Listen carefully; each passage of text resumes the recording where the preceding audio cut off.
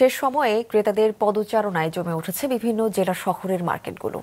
গভীর রাত পর্যন্ত কেনাকাটা চলে দোকানগুলোতে। এবার বিদেশি পোশাকের সাথে রয়েছে দেশি পোশাকের চাহিদাও। ভোলা, গাইবান্ধা, কুমিল্লা, সিরাজগঞ্জ ও ব্রাহ্মণবাড়িয়া প্রতিনিধির পাঠানো তথ্য ছবি নিয়ে ডেস্ক রিপোর্ট। আর কয়েকদিন পরই ঈদের খুশি।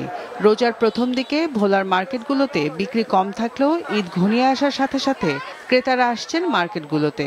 শহরের কেজাহান শপিং কমপ্লেক্স, সিয়া সুপার মার্কেট, হক মার্কেট আর চকবাজারে দেশি বিদেশি থ্রি পিস, শিশুদের পোশাক, পাঞ্জাবি আর রং বেরঙের শাড়ির পসরা সাজিয়ে বসেছেন দোকানিরা।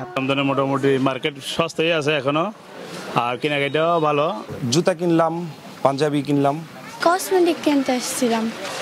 একই চিত্র গাইবান্ধার মার্কেটগুলোতে। জেলা শহরের সব বিপণী বিতানগুলোতে এখন উপচে পড়া ভিড়। দাম নিয়ে ক্রেতাদের মধ্যে মিশ্র প্রতিক্রিয়া থাকলেও আশানুরূপ বিক্রি নিয়ে স্বস্তির কথা জানিয়েছেন বিক্রেতারা।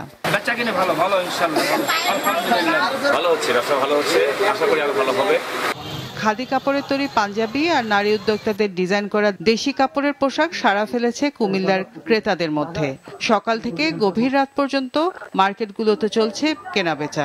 আমি এখনো আমার জন্য কিছুই কেনাকাটা করিনি, আমার পরিবারের জন্য সবার জন্য কেনা হয়েছে। মোটামুটি দামও রিজনেবল আছে, এই দোকানের দামও ঠিক ভালো রাখে, এই জন্য আসা আর কি। তবে ভিন্ন চিত্র সিরাজগঞ্জের বিপণী বিতানগুলোতে।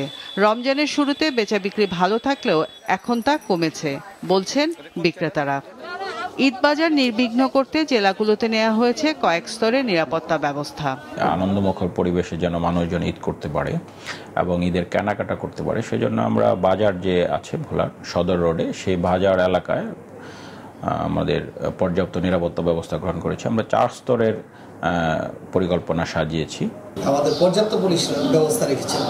আমাদের থানা পুলিশ, ফাঁড়ির পুলিশের পাশাপাশি পুলিশ লাইন্স থেকে আমরা অনেক পুলিশ পেয়েছি এই নিরাপত্তা নিশ্চিতের লক্ষ্যে।